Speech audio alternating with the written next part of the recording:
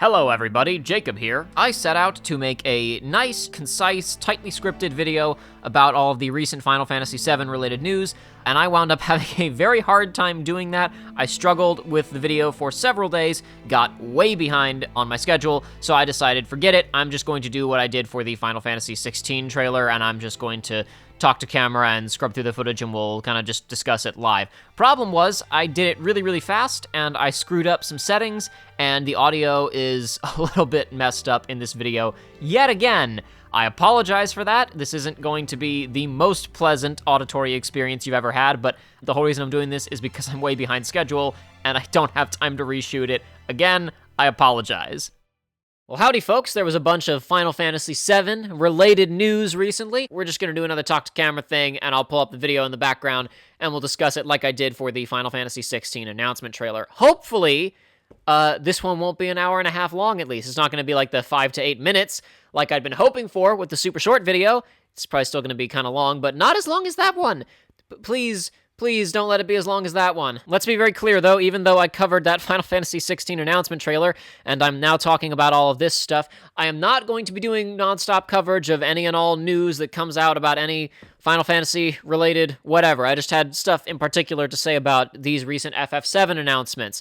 This is a one-time gig. After it's done, we're done. Or, something else will happen that I'll actually have something interesting to talk about. But the point is, no promises. I only make these types of things when I feel like I actually have something, interesting to talk about. Speaking of interesting to talk about, one of the things that makes this interesting and kind of difficult to get into is that we've got so many different things to discuss today. 2 different mobile games, basically a glorified patch for Final Fantasy VII Remake, an expansion for Final Fantasy VII Remake, some meta-textual news about the development of these games. Where to start, really? Well, let's start with the meta-textual. Let's start with the quantitative announcements, right? It's because there's something that I find very silly about the response to some of this. I've seen a lot of people saying, why are they milking Final Fantasy VII so hard? Why are they just wringing this for every cheap buck that they can make? First of all, welcome to Final Fantasy VII. Clearly, you haven't been here very long.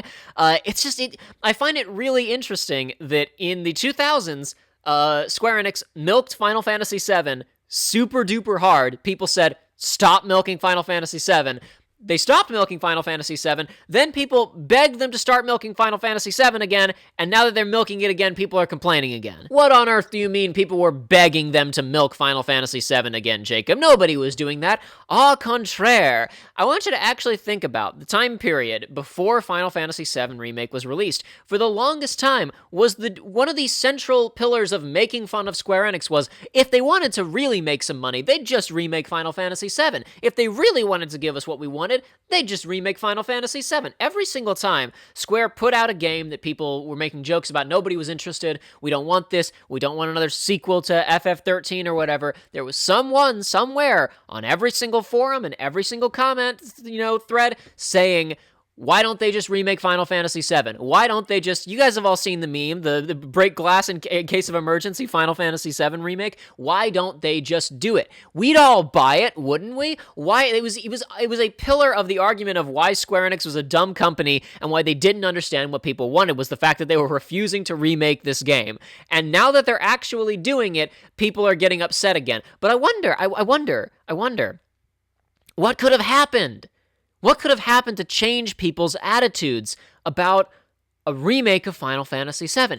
Can you guys think of anything? Can you at home think of anything that had happened between the announcement of Final Fantasy VII Remake in 2015 and the release of Final Fantasy VII Remake in 2020? Can you guys think of anything that might have influenced the public opinion of this product that happened in the intervening time? The Force Awakens, Jurassic World, 2 separate Terminator reboots, live-action Ghost in the Shell, Power Rangers reboot, The Mummy, which is a failed attempt to start a cinematic universe of horror film remakes, Alien reboot, sequel, prequel, Prometheus remake, It remake, parts 1 and 2, Pet Sematary remake, oh god, Death Wish remake, Death Note live-action adaptation, Nutcracker in the Nutcracker in the Four Realms. What the hell is this? Merry Christmas, Clara. Godfather. Excuse me? Your gift this year will be something you'll never... Is this a movie? Is this a movie that was actually made and came out in theaters and stuff? Within our world. This is a prank, right? This the dark fantasy Nutcracker reboot. This is a joke, right? This isn't a real movie. Why is there dead rat wallpaper? What is this? 600 live-action Disney remakes, Triple X soft reboot, Chips and Baywatch reboots, Grinch remake, Men in Black again, Charlie's Angels again, Mad Max reboot. Okay, that one actually, that one doesn't count. We can take that off the list. Jumanji reboot and sequel, Blade Runner sequel. Okay, no, that one also doesn't count. We can leave that off. That's fine. Mary Poppins soft reboot, sequel, Seaboot remake, Dark and Gritty Winnie the Pooh reboot. This is everyone, Charlie.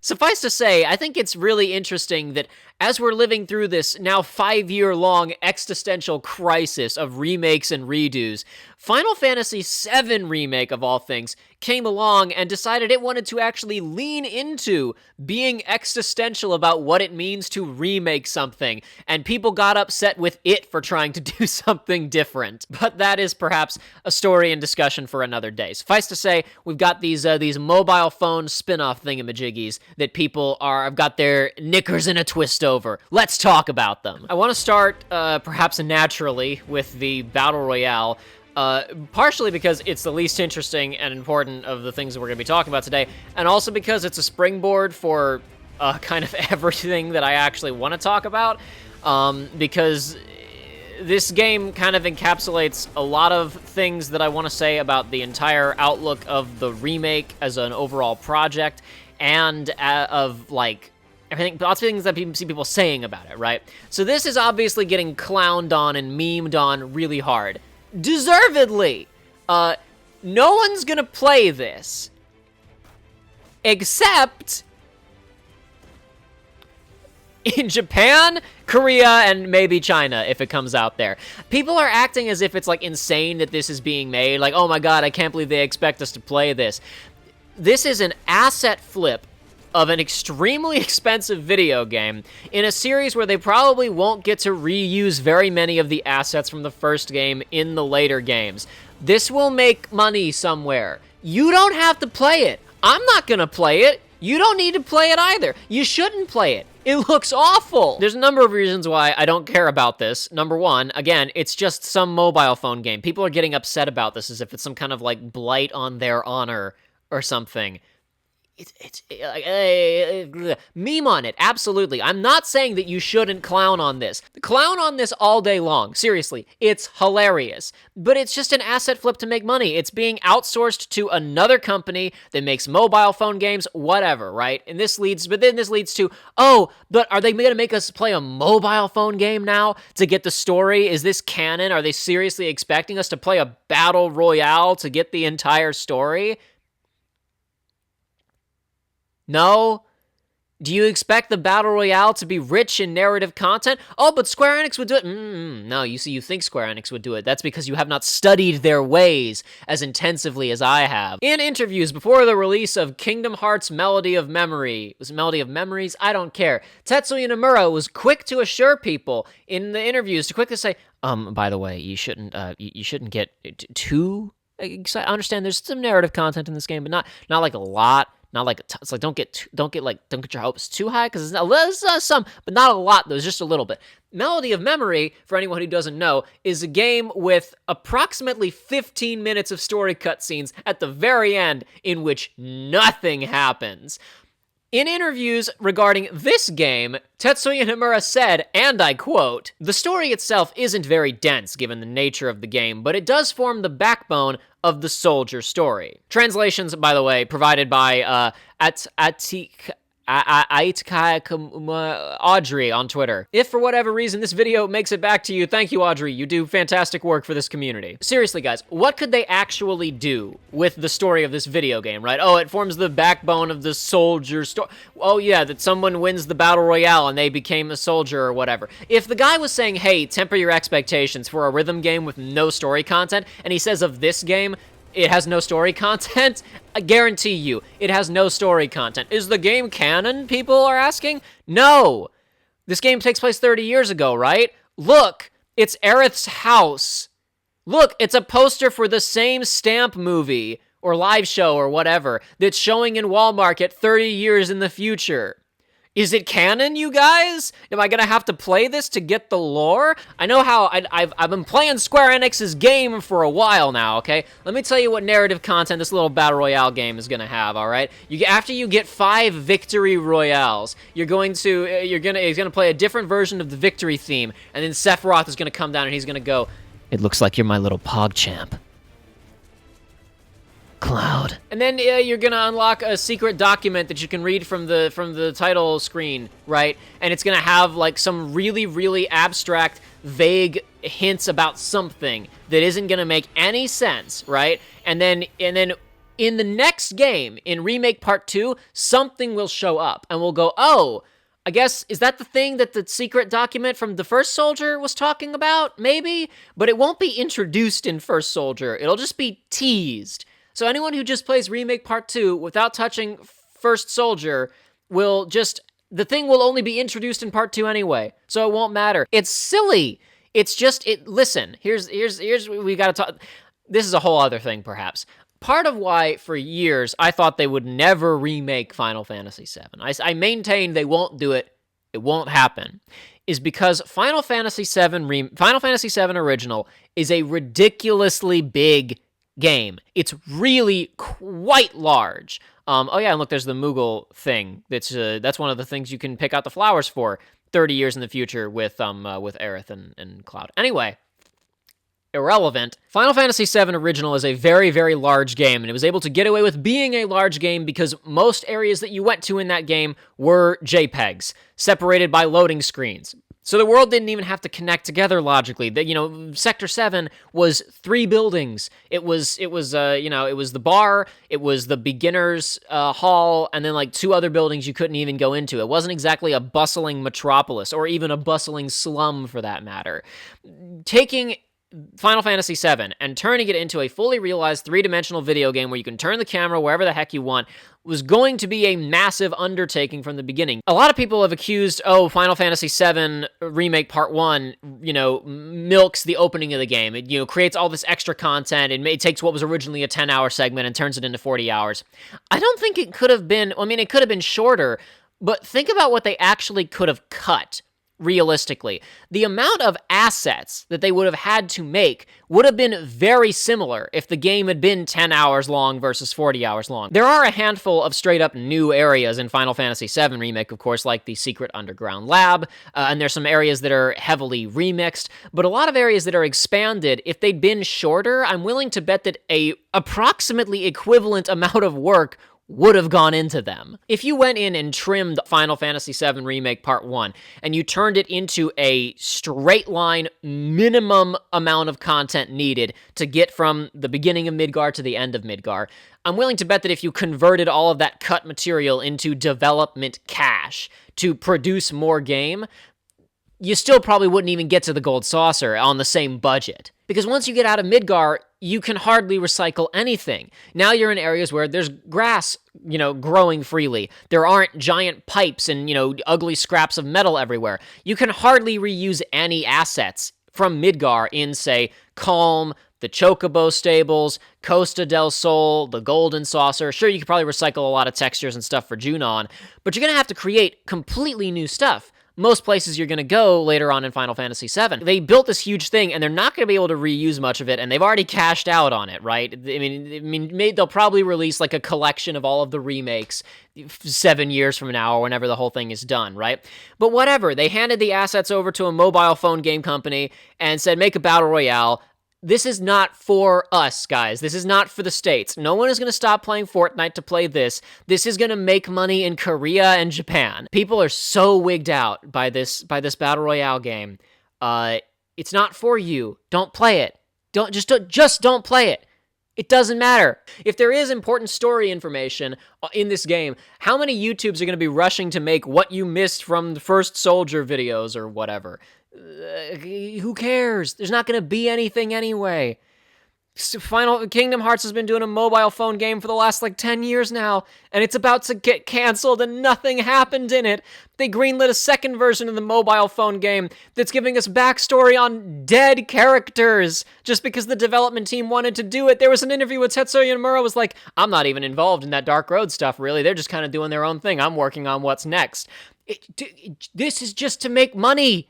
Don't worry about it. Just don't play it. Ever Crisis. This is another one where I've seen people going like, this is ridiculous. Do they expect us to keep up with multiple continuities for Final Fantasy VII now? You know, there's like 500 versions of Spider-Man, right? And that's not counting the clones. First of all, not to be a nerd elitist, but again, keeping up with multiple continuities is often the name of the nerd game. But here's the thing. People get bent out of shape over like what's canon. The remake is a sequel, and it's overriding the canon of the original, and is this what's canon? What is it? None of this is happening. It's a video game. Final Fantasy VII was a video game for the PlayStation 1 that came out in 1997. Final Fantasy VII Remake is a game for the PlayStation 4 that came out in 2020. They're different things. This is a mobile game that tells some aspects of the story with the remixed visual elements and script. It's like, oh my god, guys. I am the head of the clowning on Square Enix Club, but clown on them for things they deserve to be clowned on for. There are so many things. Releasing more content. Don't be like, oh my god, did Next Gen and TOS happen because 2009 Star Trek has time travel in it? It's not real! We don't even know what this thing is yet, right? I mean, they've talked about, like, this is going to be released in episodes, and it's gonna retell the events of Final Fantasy VII Original. It's like, what does that mean? Is there gonna be one chapter that's the bombing mission, and we're seeing it right now, and then, like, it's just gonna cut ahead to the next chapter, which is the bombing of the next Mako reactor, cut ahead to, Wall Market chapter, cut ahead to Pillar Destruction chapter, cut ahead to we're already in the Shinra building rescuing Aerith. Like, is this going to be a heavily truncated highlight reel? Or is it going to be an actual, like, you can play this beginning to end, and it covers pretty much all the events of Final Fantasy VII, but it just railroads you maybe. Maybe there aren't really open exploration segments. Like, there's a complete script. It doesn't jump around, but maybe it cuts things to speed things up a little bit compared to the original. We don't know what this is yet. We have no idea what this here mobile video game is, especially considering that they're saying it's going to cover additional material, right? And there are, again, some people saying, oh, but is this going to be, like, are we going to have to play this to get canon information because it's going to have Sephiroth backstory in it, right? First of all, it's very apparent that what we're seeing here with the bombing mission, just from minor interactions with the characters, that this deviates from the canon of Final Fantasy VII Remake, and it even deviates in minor ways from the continuity of Final Fantasy VII Original. Again, I'm familiar with Square Enix's mobile phone game shenanigans. Maybe this will be a drastic upgrade, but I fully expect that, like, hey, look, Nojima is going to write a specific Sephiroth backstory episode. I wouldn't get too excited, folks. I think that's going to be absolutely nothing. That's going to be a gimmick to draw people in with the promise of canon lore that will have absolutely nothing to do with anything. What do we even need to know about Sephiroth? We already know everything we need to know about Sephiroth. He was good at fighting, and then he read a book, and then he got really mad, and he wanted to kill everything. That's the whole character, ladies and gentlemen. Pack it up. I do appreciate, I have to stop and point out, what I think may be the first time ever someone finally recognized the uniform that Cloud is still wearing. It's infuriating to me that throughout all of this stuff, Cloud is still wearing a Soldier First Class. That is a uniform. I know Sephiroth and Angeal and Genesis dress differently, but it is, like, established. That's what Zack wears. No, Angeal basically wears the same thing. He's wearing the same suspenders and the same boots. The only thing different is that he doesn't have two shoulder pads. He has the one weird bolt shoulder pad. He's just wearing the Soldier First Class uniform, and no one's ever like, oh, look, a Soldier First Class. What this actually is, ladies and gentlemen, why are they milking Final Fantasy VII so hard? Why does this game exist? To maintain public interest in the brand. Because Final Fantasy VII Remake Part 2 ain't coming out for a while. Think about how many big projects Square Enix currently has coming up, right? We got, well, I guess Bravely Default 2 just came out. The Nier remaster is coming out, or remake, borderline, is coming out soon. Twiwi coming out in the summer. Twiwi 2, Twiwi 2, the Return to Shibuya, Electric Boogaloo. Towards the end of the year, we've got Final Fantasy XIV Endwalker, and Final Fantasy XVI is still floating out there somewhere in a nebulous zone of we don't know all that much about it. Someone did ask me why they're talking so much about Final Fantasy VII and not showing any of that, because it was just announced like 4 months ago. We don't know. Final Fantasy XVI, we don't know when that game's coming out. It's probably going to be a while. They said, hey, this is our announcement. Don't expect to see any more for a while. And why would they? When there is, people forget, because they don't play MMOs, there is a major Final Fantasy game coming out this year, Endwalker. All the expansions for Final Fantasy XIV are functionally entire-ass retail video games with a complete storyline, a complete Final Fantasy storyline. There is a major Final Fantasy game coming out this year. People are acting like it isn't because they don't care about Final Fantasy XIV, but it is. And then on top of that, we have, whatever that Luminous Studios game is, right? Project Agatha All Along, or whatever it's called. This right here is the don't forget about Final Fantasy VII, please. This is Final Fantasy VII is now going to stay in the news cycle. Every now and then, whenever this winds up coming out, there's going to be a new Final Fantasy VII thing that comes out every month, which means Let's Play videos, tweets, general social media traffic, general interest, and occasionally they'll throw something in there like, ooh, Sephiroth backstory, ooh. This is the maintain interest in Final Fantasy VII Remake, so that there's some discussion and talk about it, so it stays in people's minds as we work towards part 2. All right, let's get into the meat and potatoes here. I mean, to be honestly, a lot of what I wanted to talk about with this video was more related to those 2 mobile phone games, the more meta-textual stuff, if you will. The fact that I don't have a problem with them flipping assets for a fast mobile phone game that'll make them a little bit of money, and the fact that I don't really have a problem with them doing another take on the mobile phone remake of Final Fantasy VII. People have been calling it the remake of the remake. This is so ridiculous or whatever. I see it, honestly, I didn't say it a second ago. I moved on a little bit too fast. I see the Ever Crisis as like the official the Forever Shut Up Please game. If they actually do a full beginning to end Final Fantasy VII Remake, even if it doesn't have like open world stuff, it's a bit more railroaded, if it doesn't skip around too much, here is the original with the upgraded visuals, and you can play and whatever, and stop complaining. We're gonna do something new. We don't want to just do the same thing we did 20 years ago. Let us do something new, please. But if you really want this thing, then here you go, you can have this too. It's the official, here you go, now let us do this other thing, please, game. If they execute Ever Crisis in that way, which they may not, remains to be seen. I wasn't interested. Like Final Fantasy VII Remake, I was like, whatever. Until they were like, hey, we're going to be screwing around with stuff. That was when I got interested, honestly. Like, I want to see them do new stuff. I don't want to play... Final Fantasy VII is dated. The only thing they could do, really, they could do a retranslation of Final Fantasy VII. But like honestly, you can play the 1080 version, the 1080p version that's on Steam and PS4 and Xbox One and Switch. And it's like that's it. You can just go play. The original game is there. This isn't like a Star Wars situation, where you can't watch original Star Wars. Final Fantasy VII is out there. You can play the original versions. You can still buy the original version unaltered in any way, the PS1 version digitally on PlayStation 3. I would like if the remake was a straightforward, we're just going to do exactly the original game again. I think it would be completely pointless. I think that 10 years from now, 20 years from now, no one would care about the remake. Everyone would just talk about and play the original game, and the remake would be like a novelty thing. I think them doing a distinct new thing and making it its own thing is a good step. Otherwise, this remake would not matter at all. This is a new, exciting thing. Who knows if it'll stay good or not. I really like part 1, so, whatever. I'm just going to stick with it. I guess I should also address people have been like, Tetsuya Nomura is no longer the director. He's now the creative director. Does that mean anything? Is anything going to change? Is nothing going to change? Because he's in charge of all the bad decision-making, so if he's in charge of he's the creative director, then what's the difference, right? First of all, guys, I hate to burst your bubble. Tetsuya Nomura didn't even want to do any changes. Tetsuya Nomura was on team, we're not going to make any changes, we're going to keep this, like, straightforward and exact and to the way that it used to be. And it was actually Kitase and I want to say Nojima who pushed for, let's do something different. And they had to convince Nomura to come over to the Ghosts and whatnot, okay?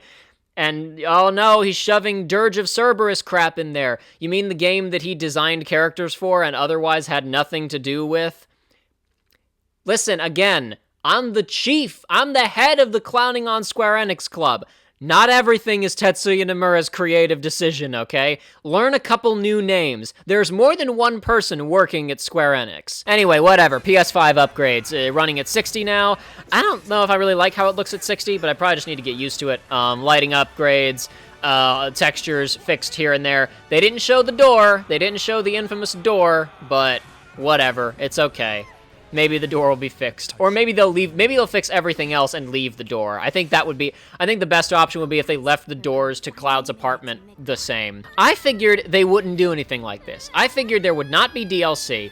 There would not be anything else because they would just we need to get to part 2 ASAP. I now realize, with the benefit of hindsight and with this announcement, that actually, making the Battle Royale game and flipping the assets and quickly churning out a DLC chapter where you can reuse a lot of those assets again, is a smart choice. This is a smart move to be able to use that material, really quickly turn something around, and make something else. Again, number one, to keep people interested, and number two, probably to mess with some mechanics and test some things for the next game with a real quick development cycle. To address one aspect of prototyping the next game that people have been talking about, a lot of people are saying, is this guy here, Sonon, is he just beta Sid Highwind? This guy is not a Sid prototype because he is not playable. They've made it very clear in interviews you cannot actually play as Sonon. You can give him commands via ATB. Obviously, he also has a limit gauge that's filling up, so presumably he can give him limit commands.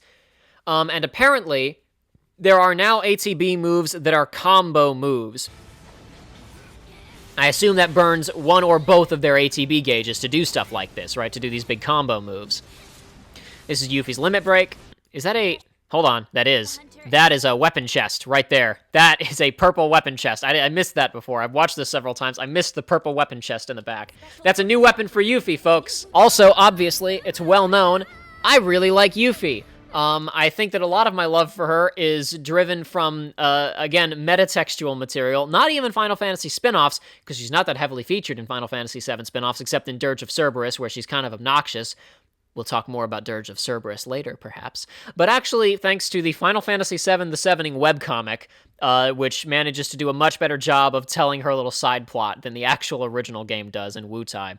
But I've been saying, before Remake came out, one of the more exciting changes we saw even in the trailers was the stuff where President Shinra was like, haha, Avalanche, henceforth known to the public as allies of Wutai, right?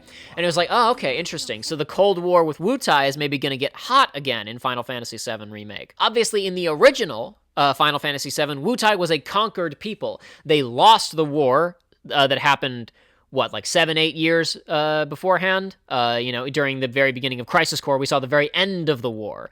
In this continuity, there's mention of there being a ceasefire a number of times between Shinra and Wutai. That doesn't mean the war is over. Completely different matter. And it's established that that Wutai is clearly still a powerful, independent nation that has not been completely subjugated by Shinra, right?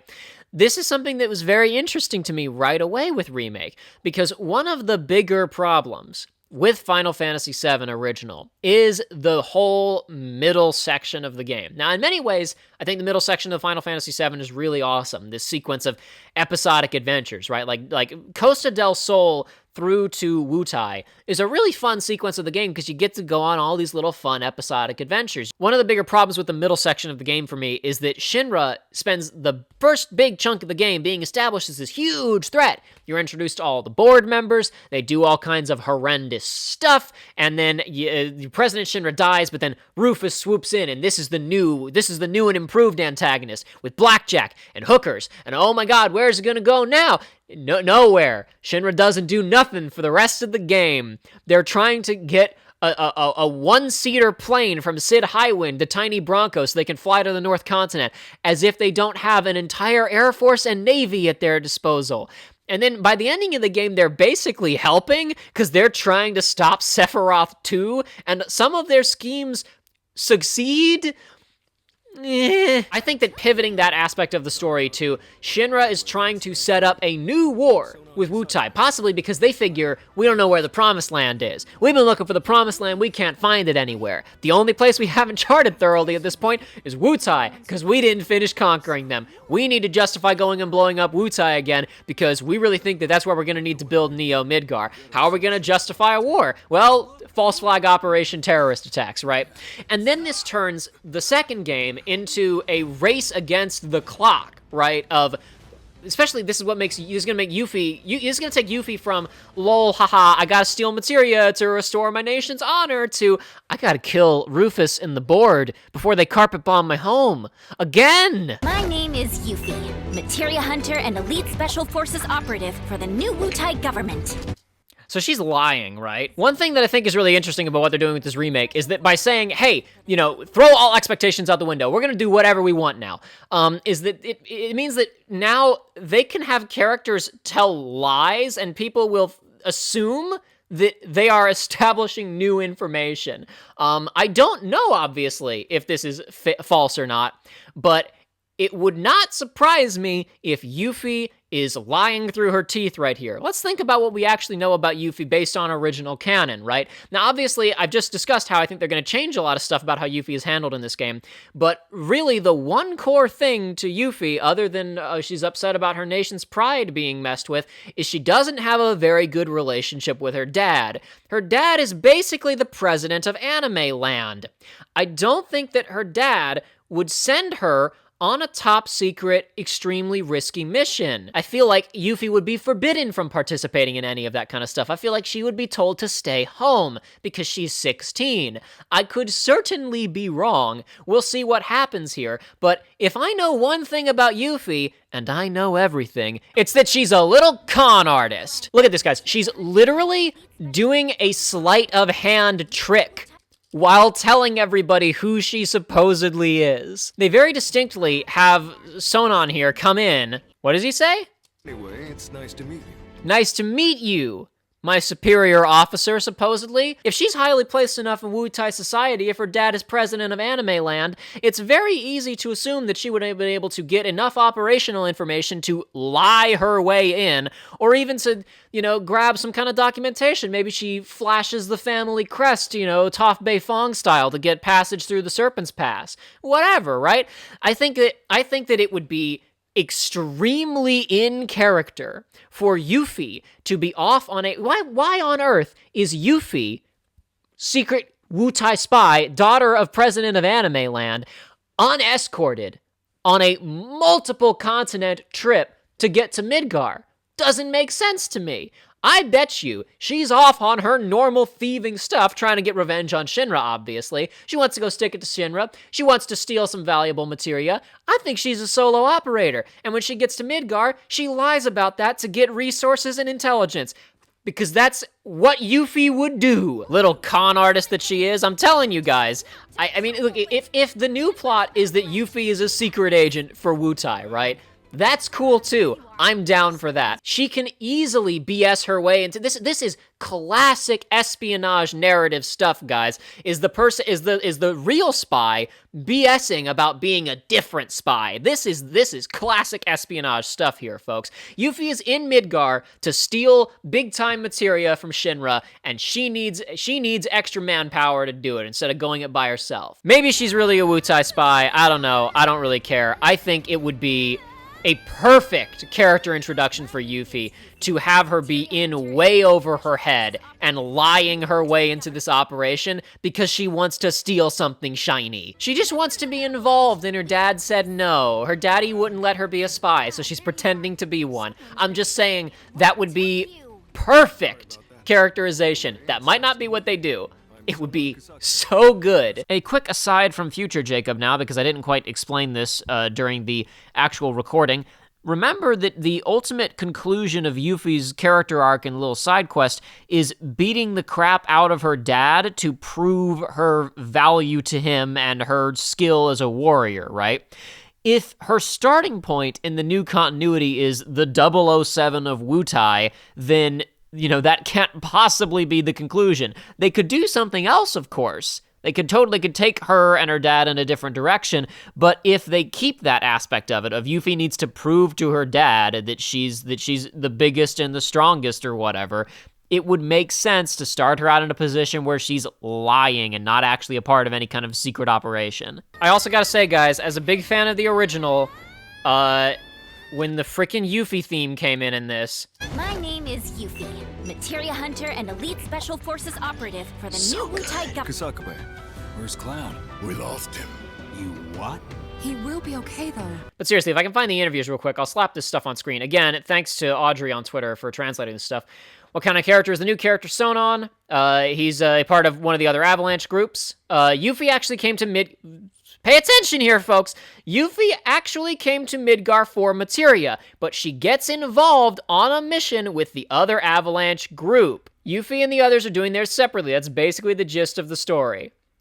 I'm telling you guys, she's not really a spy. The new Yuffie DLC episode will be 2 chapters long and will focus on the Wutai Shinobi as they infiltrate Midgar and join forces with the main Avalanche branch to steal the Shinra Company's ultimate materia. Huge materia? Maybe. I wouldn't think so, since Scarlet was failing to create it, technically after this in the timeline, like a full 24 hours later. After the bombing of Sector 5 reactor, Midgar is in a state of crisis, The Shinobi of Wutai begin their secret operations. Young woman named Yuffie, Moogle Cape, joins her reliable partner Sonon. They don't know each other. Maybe, I don't know, maybe he's also in on the con somehow. Maybe they do know each other, and him saying nice to meet you is some other kind of act. They aim to steal the ultimate materia. With the aid of the main Avalanche branch, they rush forth into enemy territory for the sake of their land and for revenge.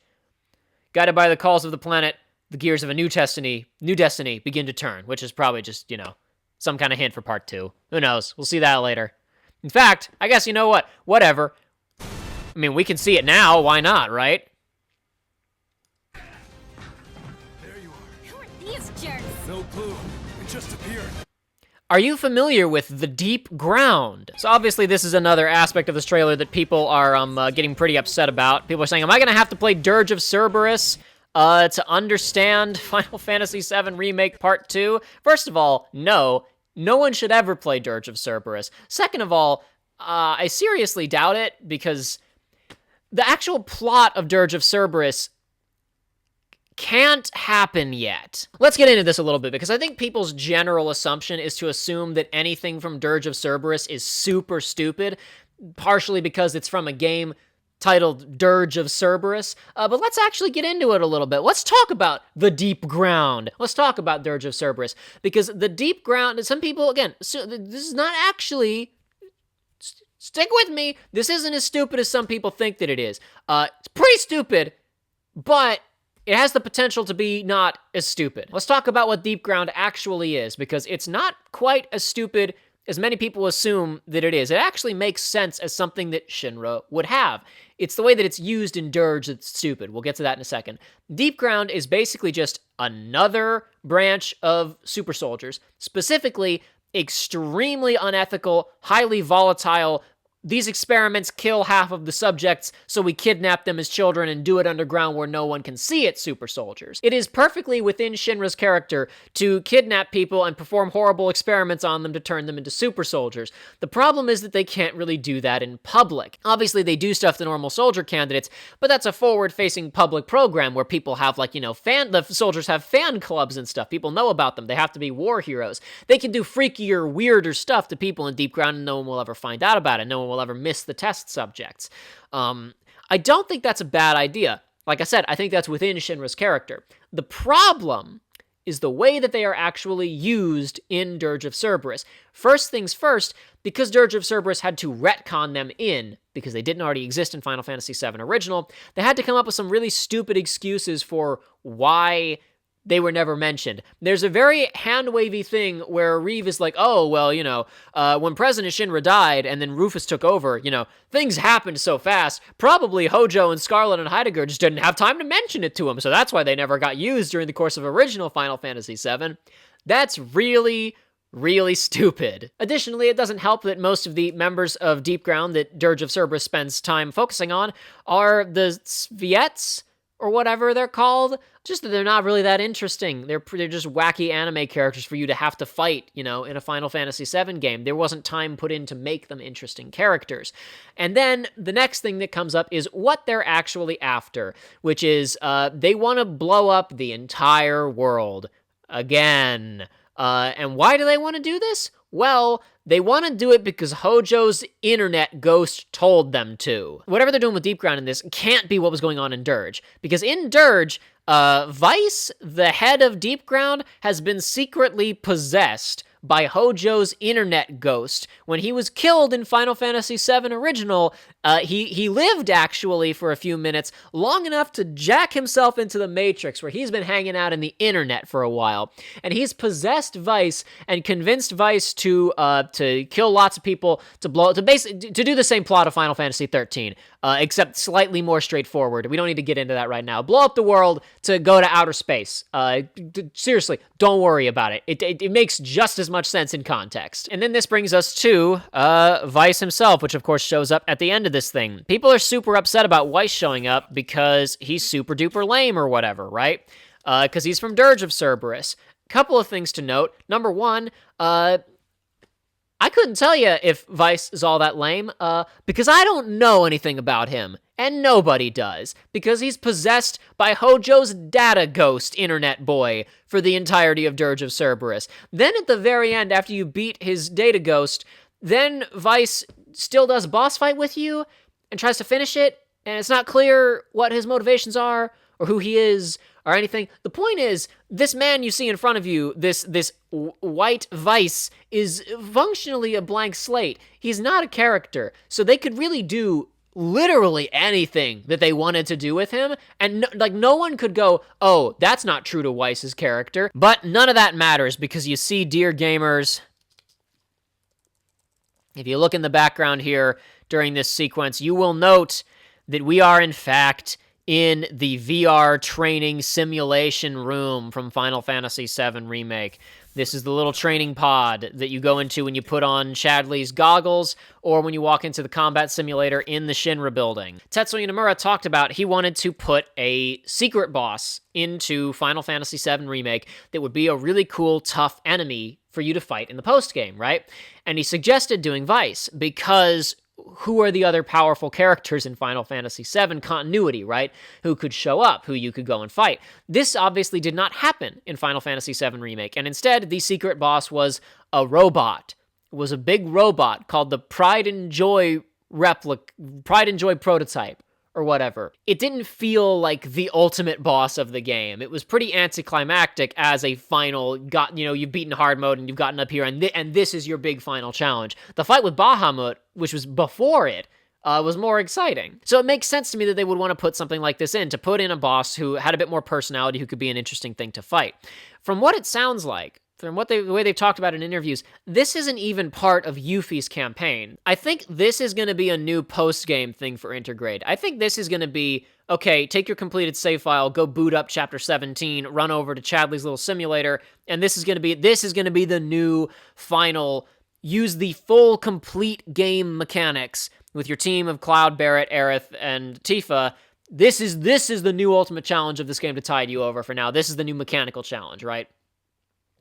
They've said that Yuffie's DLC is going to be 2 chapters long, and while that isn't always the case, generally speaking, each of the chapters in Final Fantasy VII Remake only have one big boss, because they're all balanced for hard mode for you to spend all your MP on that one boss, right? I mean, they just said Weiss won't be the boss in Yuffie's, and there's probably just going to be one in whatever her second chapter is, and her first chapter is obviously that big robot that we see in the trailer, this boy right here. This is clearly Chapter 1, right? Climbing up the central support pillar, as we can see in the background here. That's the main corkscrew tunnel, whatever area, the main central pillar. They're gonna find up fighting this big construction security robot. And then the second chapter will probably be after this may be the ending, or this may be transition to chapter 2, who knows. They wind up on a train and they're headed somewhere. Either this is leaving, or maybe this is on their way inside to infiltrate an underground Shinra facility where they're going to try and steal the ultimate materia. And oops, it's a little bit more underground than they were expecting, and they run into some previously unknown resistance. Who knows? I guess we'll see what happens. I don't have much to say about the Intergrade upgrades. It's nice that they're doing this for free. If you own the PS4 version, digitally or physically, you will be able to install it on PS5, and this will be a free patch to just upgrade it to this improved version of the game, which can run on PS5. In Japan specifically, they're charging a 100 yen upgrade fee. Okay, and it's also important to note, since this has just happened, if you got the version of the game that's available through PlayStation Plus this month, you will not be able to upgrade for free.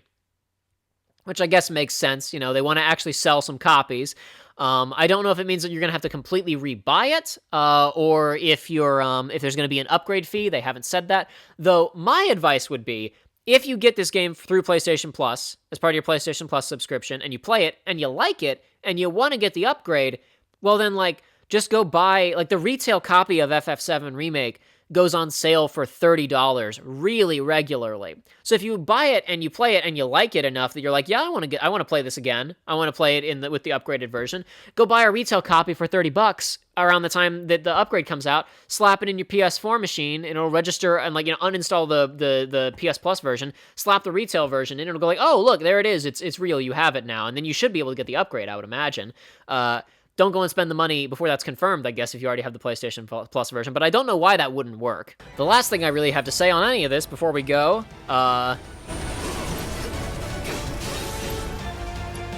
more Yuffie's theme. I assume a battle version of it.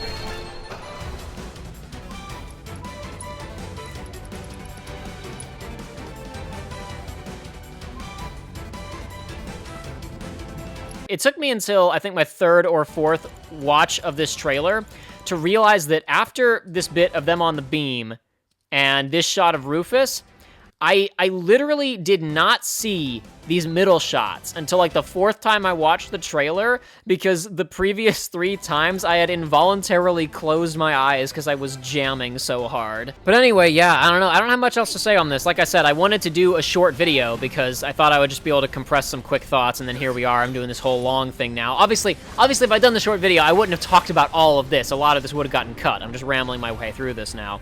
But man, dude, they got her design so good. They nailed it. I like this yellow ribbon to give her a bit more of a splash of color. Her gloves are awesome. just the color and in general, just, I don't know, it looks really good. This is a great Yuffie design. Yeah, if you own a copy of the PS4 version, you can upgrade to the PlayStation 5 version for free. You can even carry over your save data. Wow, thanks. And then Yuffie's going to be available for purchase. If I recall correctly, they have not announced an English price for the Yuffie episode, but they did announce a Japanese price, and it's the equivalent of, like, $20. Obviously, this DLC is not out yet, and it does reuse Sector 7. We don't know how long this DLC is going to be. It could be, like, 20 minutes long. I think it's going to be really embarrassing if this DLC is quite good and they sell it for $20 after they tried to replay the ending of Kingdom Hearts 3 for $30 to $40. But I believe that's about all that I have to say on this whole mess. I would say if I think of anything else, I'll add it in later, but I've already said way more than I was planning to say with the original version of this video. So I think I'm going to go ahead and just wrap this sucker up. I wasted several days trying to figure out how to do the more compressed version of this that I was originally thinking of, which has now put me quite a bit behind schedule on what I wanted to be working on, so I'm going to try and slap the edit of this together really fast and get it out to you guys ASAP so I can move on to another project that isn't talking about a trailer for a video game that isn't out yet. Maybe it'll be about a demo for a video game that isn't out yet.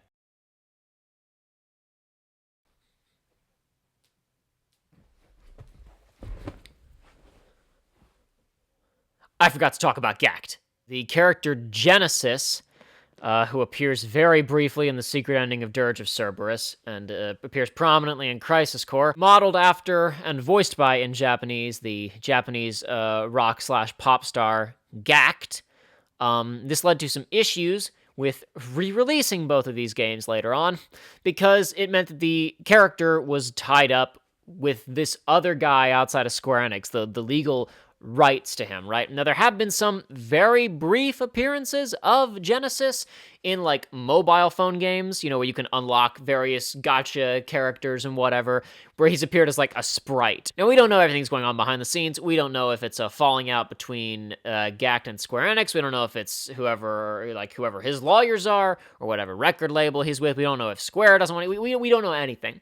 But it is safe to assume that because they basically got this other guy in these two games, using his likeness, again, his voice in Japanese. Dirge even uses, I don't know if Crisis Core does, but I know Dirge uses a couple of songs of his. This led to some issues with re-releasing either of these later on, which is why Crisis Core, which was the big PSP game for Square other than Birth by Sleep, never got a re-release, even though Birth by Sleep did. Now, a lot of people are thinking that this is okay.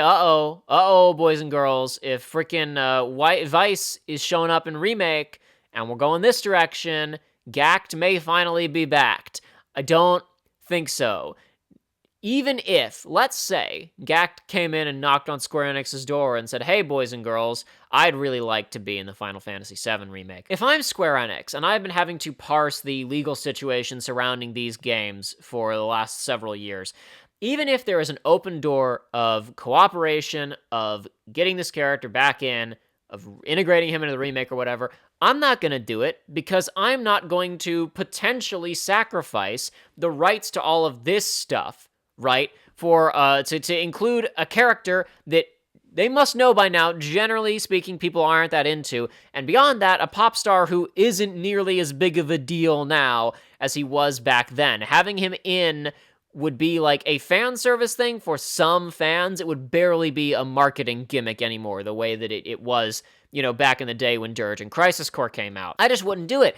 I wouldn't risk, going through, what if, Gact pulls out before we even finish the remake project, right? Why would you possibly risk everything for one character? I don't think they're going to do it. Now, maybe Genesis will show up in a heavily modified fashion, looking nothing like Gact, sounding nothing like Gact, dressing nothing like Gact. But the fact of the matter is, really, if anything, I see this game, Ever Crisis, as an opportunity to free the compilation of Final Fantasy VII from the terror of Gact. Why not retell Crisis Core without him? Seriously, why not make a new version of Crisis Core that just doesn't have Genesis in it? Because the fact of the matter is, you wouldn't even have to change all that much. A Gactless Crisis Core is really not that different. You kind of got to find a different reason for Angeal to run off, especially considering this is supposed to be an episodic game that's supposed to have a certain number of updates a month or whatever. Why would you not take the path of least resistance on adapting some of this material, right? Because think about it. If you take Genesis out of Crisis Core and you maybe you concoct some other thing for Zack to have to deal with, the whole there are Avalanche cells other than Barrett's plotline was introduced in Before Crisis. As Before Crisis presented it, if I recall correctly, granted it's a Japanese-only cell phone game, so I may be getting some plot details wrong, but as I recall, this was trying its best not to step on the canon of original Final Fantasy VII. And so in that vein, it was suggested that Barrett's Avalanche was not a splinter cell of original Avalanche, but that original Avalanche was gone, and that by the time that Barrett got around to being a terrorist, he just thought, I'll take on their name and be a spiritual successor. Maybe we remix the original Avalanche cell, the original Avalanche group from this, right, into something closer to what we have in Final Fantasy VII Remake. And then the Genesis plotline in the front half of Crisis Core becomes about Angeal doing something and Avalanche. Right? And then in the back half, you just skip all of the lollygagging and shenanigans, right? After Zack and Cloud break out, they just beeline it instead of getting caught up in Goddess Underground shenanigans, right? Fighting fighting Genesis as he tries to go Super Saiyan or whatever, right? Just skip that stuff. Keep the Cisne stuff, maybe, where he runs into Cisne once or twice. Maybe throw in a couple of other little incidents that are picking up on plot threads that will perhaps be introduced earlier on to replace the Genesis stuff. And then just conclude it faster. Because the fact of the matter is that Crisis Core is like 60 to 70% of the raw runtime is like pointless side quests.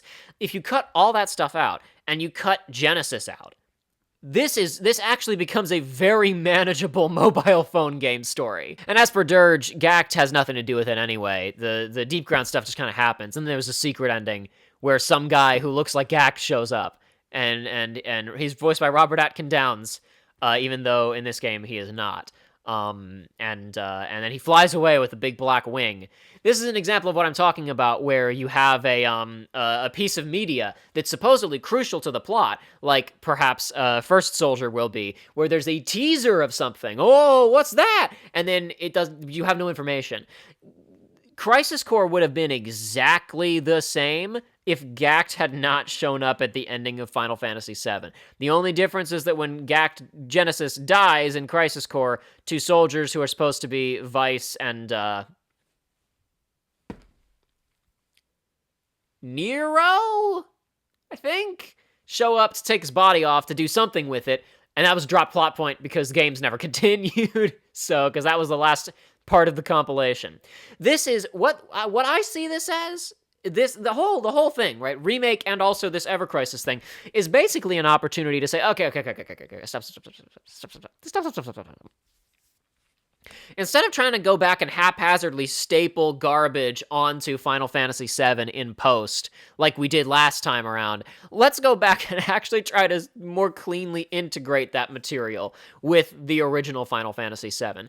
Because the big, crazy Avalanche team that was running around in Before Crisis felt like, oh, you wanted to have us fight Avalanche, but it wasn't Barrett yet. You needed somebody for the Turks to fight, because you want to make a game we played as the Turk because they're cool, and you didn't want to make a new thing, so you just had another terrorist group called Avalanche. Okay, whatever you say. And then in Remake, it actually makes a bit more sense. Oh, it's a larger organization, and Barrett's just broken off from it, right? It's a remixing of kind of a not great idea from Before Crisis. I guess not. I don't want to judge the success of the narrative execution of a cell phone game I've never played. And similarly, like I was talking about earlier in this video, Deepground was silly in the context of Dirge because it was, okay, in a post... Advent Children had the problem of, who do we fight? Who do they fight in a Final Fantasy VII story now, right? Because Shinra doesn't exist anymore. Okay, well, what if they had to fight, like, weird nobody clones of Sephiroth? Okay, whatever. And then there's some monsters occasionally, very occasionally, whatever. This is a shooter video game. Vincent needs to shoot bang with his guns. Who's he gonna shoot at? In a shooter, you need lots of enemies. Well, he has to fight some kind of army. Shinra doesn't exist. Who could it be? It was the secret Shinra army that was underground, and nobody knew about them, and they had a whole secret underground city, and there's thousands of them, right? Silly. Concept of secret underground super double dark black ops organization of mutated super soldiers.